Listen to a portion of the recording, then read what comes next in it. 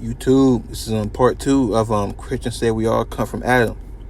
Just to continue on, we're going to get Acts 10. And they said Cornelius the centurion, a just man, and one that feareth God, and of good report among all the nations of the Jews, was warned from God by an holy angel to send for thee into the house and to hear words of thee. Once again, there's always a connection. There's a synchronicity. Noah, David, Job, Cornelius, these are all men of the Lord. These are all men from the chosen seed, quote unquote sons of God. The other nations do not fit that category. All right?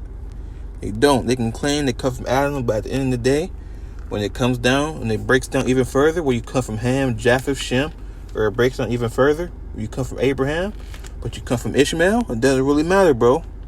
Because the Most High chose Adam, and he chose Shem, all the way down to Abraham, Isaac, Jacob, further and further, so on and so forth. When it breaks down all the way down to who you come from exactly, Adam was chosen for a certain time period. Abraham, Isaac, Jacob were chosen for a certain time period. But if you don't descend from those men, specifically Jacob, then hey, you're out of luck. But let's get Genesis 9:26. And he said, blessed be the Lord God of Shem, and Canaan shall be his servant. So yes, Shem is where Abraham comes from. Abraham all the way down. As you can see, this Shem, Arphaxad, Salah, Eber, Peleg, Reu, Serug, Nahor, Terah, Abraham.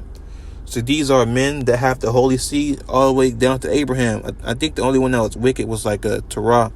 He was wicked as hell. But just to just to bring it home, that the Lord worked in a linear fashion. Everybody that is outside of that straight line, then you're out of luck, man. Just to be real with you. But this is Genesis 31:53. The God of Abraham and the God of Nahor, the God of their father, judges betwixt us. And Jacob swore by the fear of his father Isaac. Once again, the God of Nahor. Nahor is Abraham's grandfather, just to give you understanding. All right. And I'm going to bring this thing up again right here. See, Shem had many sons. These are many different nations. And you have to understand something. For example, Abraham had many sons. Ishmael, but the Lord chose Isaac. So Abraham has to deal with that. Shem had many sons. A lot of these people, if you read the Bible, you know that all the heathen nations conspired against Israel, and they were going to slavery. This is Psalm 83. All right, so Abraham, he has to deal with it. He can't argue with it. Like Lot. Lot was a righteous man. He was a Hebrew man. He was a man of the Lord. He was righteous. But his sons Moab and Ben-Ammon, hey, they got to go into slavery. You got to deal with that. I mean, you ain't going to argue with the Lord, man. You got to deal with it, whether you like it or not. All right? Just to get that. This is 2 Peter 2. And spared not the old world, but saved Noah the eighth person, a preacher of righteousness. Once again, he's a preacher of righteousness. He's a man of the Lord. He's a son of God. There's a distinction between Noah, the sons of God, and the heathen. The righteous men of the Lord were destroyed because they mingled with the son of men, aka the wicked. A preacher of righteousness, bringing in the flood upon the world of the ungodly. All right? And turning the city of Sodom and Gomorrah into ashes, condemned them with an overthrowing, making them an example unto those that after shall live ungodly, and delivered just Lot, vexed with the filthy conversation of the wicked. For that righteous man dwelling among them, and seeing and hearing, vexed his righteous soul from the day to day with their unlawful deeds. You see that? Noah and Lot were righteous. Noah had 3 sons, Ham and Japheth and Shem. Many of Noah's quote unquote descendants will be going into slavery. Shem has to deal with it. Lot has to deal with it. All right. Isaac, he liked Esau, but Esau's going to be destroyed. Pertaining to Obadiah 1. Let's get that. Obadiah 1. All right. Yeah, they had to deal with it. You can't argue with the Most High. You got to deal with it, man. But hey, everything's happened for a reason. Every vessel is here for a reason. To be destroyed or to be gathered for salvation. All right, this is Obadiah. And the house of Jacob shall be a fire, and the house of Joseph a flame. and the house of Esau for stubble, and they shall kindle in them and devour them, and there shall not be any remaining of the house of Esau, for the Lord has spoken it. Hey, Isaac has to deal with that, man. Isaac's a man of the Lord, but he has to deal with it. All right, he has to deal with that, man. But this is gonna be the last part of the video. All right, the Most High, he made covenants with his people. All right, the only covenant that the Most High made with the other nations was to be fruitful and multiply. All right, but they weren't given the law. They weren't given the law, man. They were just given the covenant of 8. Be fruitful and multiply. All right, so let's get that. All right, and God blessed them, and God said unto them, be fruitful and multiply, and replenish the earth and subdue it, and have dominion over the fish of the sea, and over the fowl of the air, and over every living thing that moveth upon the earth. And God said, behold, I have given you every herb bearing seed, and which is upon the face of all earth, and every tree in which is the fruit of a tree yielding seed. To you it shall be for meat, and to every beast of the earth, and to every fowl of the earth, and to everything that creepeth upon the earth, whereas there is life. I have given you every green herb for meat. And it was so. All right. So the Most High gave them, the commandment of being fruitful and multiplying. But he also gave the commandment. He also gave the commandments and also a covenant to his chosen people. All right. Let's get Genesis 2 and 6. The Most High gave a covenant. A covenant is just an agreement. He gave a covenant to Adam. What was that covenant? It's Genesis 2 and 16. And the Lord commanded the man, saying, of every tree of the garden thou mayest freely eat. But of the tree of knowledge of good and evil thou shalt not eat of it. For in that day that thou eatest, therefore thou shalt surely die. That was the agreement. Adam had the left hand and the right hand path. Followed the Lord, his commandments are life. He chose death. He went after the other nations' doctrines.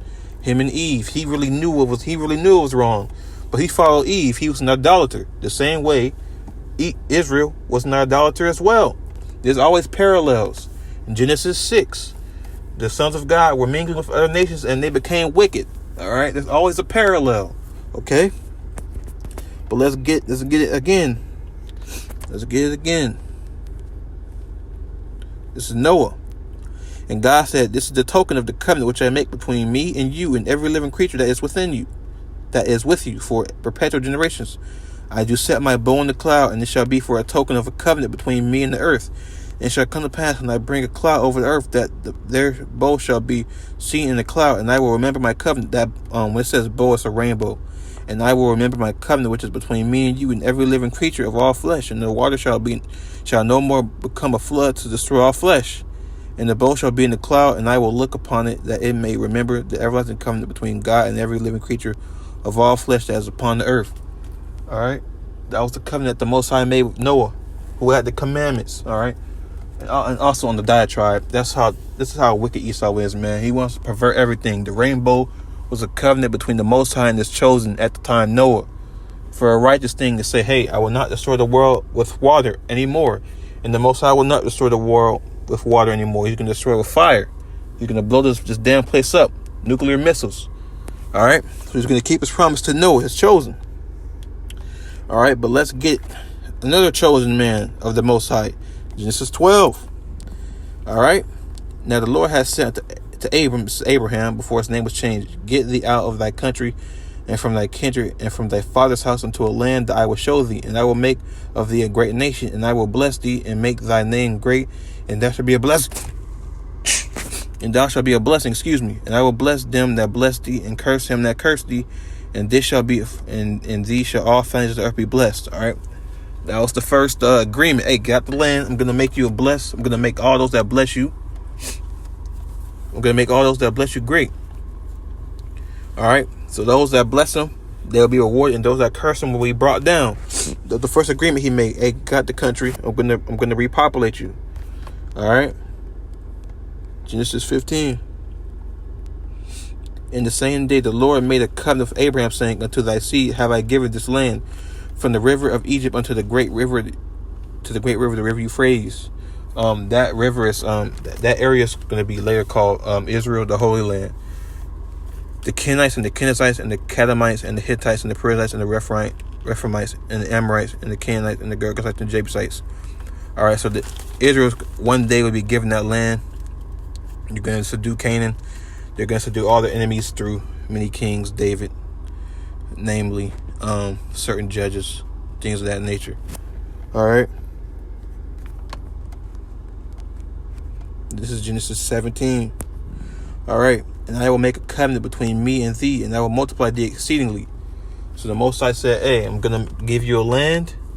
Your people will one day dwell there. He's going to make a covenant with Abraham, about circumcision.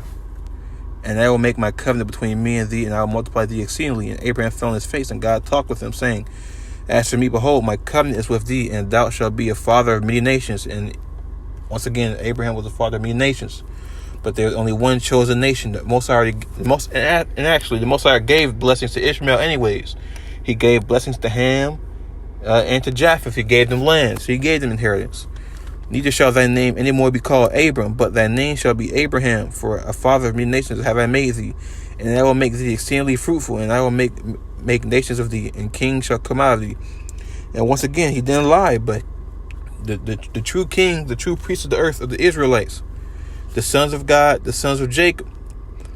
And I will establish my covenant between me and thee, and thy seed after thee, and their generations, for an everlasting covenant, to be a God unto thee, and to thy seed after thee. And I will give unto thee and to thy seed after thee the land wherein thou art a stranger, all the land of Canaan, for an everlasting possession, and I will be their God. All right, that's the agreement he made with Abraham. He would one day give Israel the land that he promised them. All right.